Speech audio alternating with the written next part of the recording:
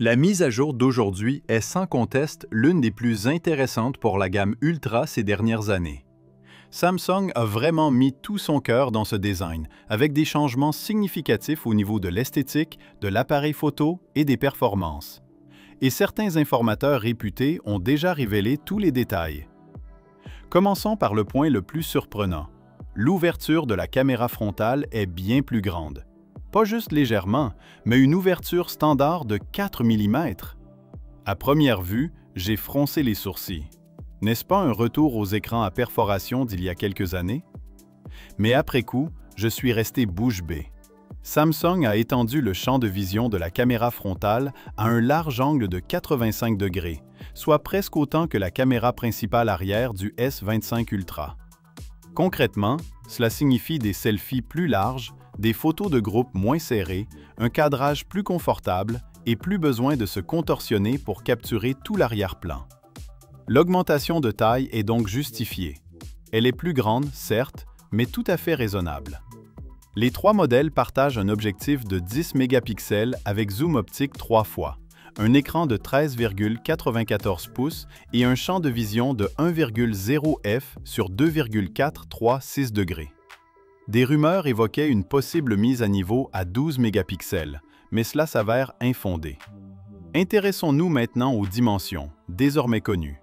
Le S26 possède un écran de 6,3 pouces, 149,4 par 71,5 par 6,9 mm.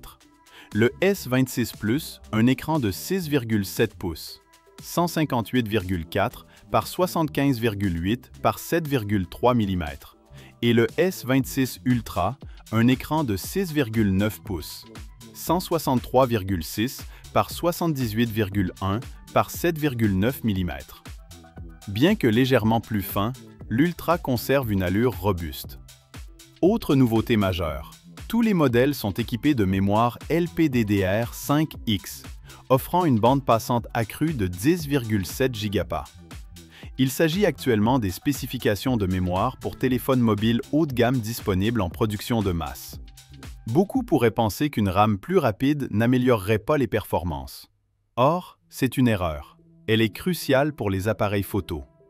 Grâce à une bande passante plus élevée, le processeur de signal d'image, ISP, peut traiter les données HDR, RAW et composites multi-images à haute vitesse.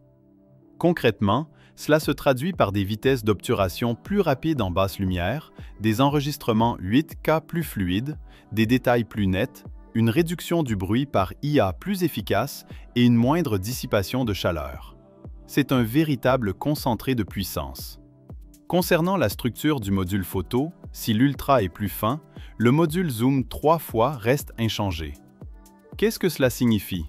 Cela signifie que la rumeur la plus répandue concernant un capteur plus grand et un objectif zoom 3 fois est tout simplement fausse. Comme l'a confirmé un informateur réputé, il s'agit toujours du même capteur de 13,94 pouces, 10 mégapixels et f2,4.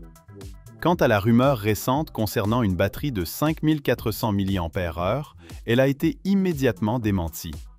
Samsung a déjà opté pour une batterie de 5000 mAh et il est impossible de la modifier à ce stade. Une refonte de la structure? Une nouvelle certification? Impossible. Concernant la charge, certains affirmaient que l'Ultra resterait à 40 à 50 watts. C'est inexact. Après plusieurs vérifications, le S26 Ultra est bel et bien compatible avec la charge à 60 watts. C'est inscrit dans le code système, c'est incontournable. Par ailleurs, les spécifications finales de l'appareil photo pour toute la gamme ont fuité. Un capteur principal de 200 mégapixels, f1.41 à 1.350, un ultra grand angle, f1.921 à f5.2, un téléobjectif 5 fois de 50 mégapixels, f2.921 à f52, et un téléobjectif 3 fois de 4 mégapixels, f2.431 à f94. Le capteur principal reste performant, tandis que les téléobjectifs conservent une configuration classique offrant des performances stables mais améliorées. De plus, une source a évoqué le test d'un nouveau téléobjectif 12 mégapixels à triple ouverture sur un prototype, mais la version finale devrait vraisemblablement être équipée d'un capteur 10 mégapixels. Quant au capteur principal 320 mégapixels, l'Exynos 2600 le prend en charge, mais il est peu probable qu'il soit intégré au S26 Ultra. La véritable puissance réside dans les capacités de traitement améliorées du nouveau processeur, qui optimise théoriquement les performances en basse lumière et la fidélité des couleurs. Le design présente également de nouveaux détails. Le S26 Ultra possède un écran plus haut et plus étroit, aux angles plus arrondis, offrant une meilleure prise en main que le S25 Ultra. Les bordures restent fines, mais le design est plus réaliste que les rendus précédents, trop oniriques. La bordure centrale, Samsung, ne pouvant suivre l'inflation générale du marché, a dû ajuster ses tarifs en conséquence. Des images de protection d'écran ayant fuité montrent que les trois modèles S26 présentent des angles plus arrondis et des bordures extrêmement fines, tout en conservant le même design.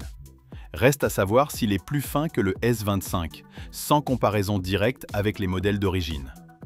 Enfin, il faudra attendre l'événement de lancement pour découvrir les nouvelles fonctionnalités du S26 Ultra. Pensez-vous que ces changements apportés par Samsung justifient la mise à niveau? C'est tout pour aujourd'hui. Pour ne rien manquer de l'actualité technologique, abonnez-vous à notre chaîne Android Plus et activez les notifications. À bientôt pour une nouvelle vidéo.